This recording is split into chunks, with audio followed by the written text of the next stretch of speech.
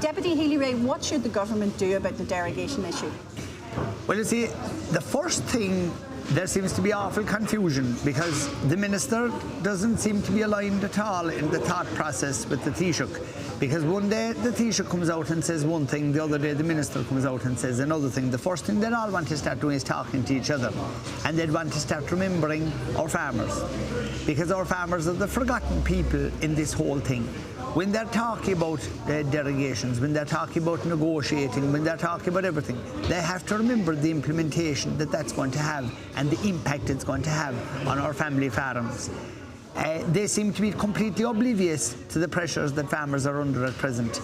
It's not that long ago that we had a Minister for Agriculture telling people milk is the new liquid gold. I quote, that is what he said at the time, and that was Minister Simon Coveney.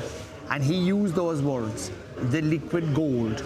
So people, young people in particular, were encouraged to take long leases on farms adjoining them, borrow money, invest in new parlours and new systems, new computerised systems, purchase adjoining lands or lands near to them, and they were encouraged all the way.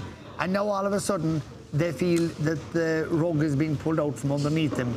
That's with regard to the nitrates, and I just think that there seems to be a lack of joined up thinking in what is happening between Europe, between what the Irish government is doing, this green-led government. I think that somebody should really do something about the posters that are on the way in here to the ploughing today, because it's quite disgraceful to see green party propaganda literature up on poles, trying to insinuate that they're doing something for farming when they're against Irish farmers. They're against the family farms. They're doing everything they can to shut down Irish forestry.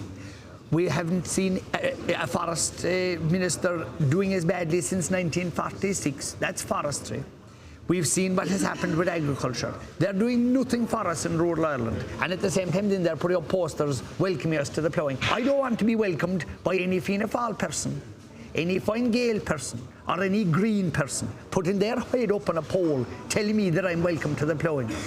Or anyone else, or the farmers of Ireland don't want to be welcomed by any of the above people either.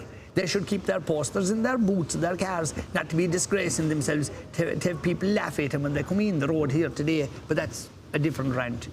Do you believe the European Commissioner should have been asked to come to Ireland earlier? 100%, but sure, this is what I'm saying about joined up thinking. The Minister for Agriculture one day said, that's it, ball burst, game over, door shut, no discussions, no nothing. The following day then, the Taoiseach comes along and says, no, I'm going to ask the Commissioner to sit down and talk to us. I mean, do those two people not talk at all? They're supposed to sit around the cabinet table and discuss things, like they're on completely different agendas altogether. And what are Kerry farmers telling you personally? What Kerry farmers are telling me is they're sick to death of being told what to do. The custodians of our land are the people who own it. They're our farmers. The real Green Party, the real people who adore land, who want to protect our waterways, who have done everything so far that they could to improve their situations, that's the farmers. That's the men and women who own Ireland, who own our agricultural land, who own our forestry land, the people who fish in our seas. They're the real Green Party. They're the real people we should be listening to. But instead, we have a small group of people. Look at what votes the Greens got in the last election. Do you know, they shouldn't actually be on a sheep dipping committee, not to mind being government, because they have no responsibility. They have no sense of responsibility for the actions and what they've done. For instance, in the carbon emissions budget, as we'll call it, and the extra taxes that they've put on people, which, by the way, were wholeheartedly supported by Sinn Féin. I remember at the time, Sinn Féin said, oh, the government wasn't going far enough, quick enough. And that's what they're telling people that are crippled with the cost of fuel, and to see them putting up the price of agri-diesel, tractor diesel, car diesel, petrol and home heating oil, to see that go up because of decisions taken by this government. It's crazy. They've lost all sense of reality, and so have Sinn Féin. Before they go near getting into power, just remember what their track record on this is. They wanted more tax. They wanted to impose more penalties on people.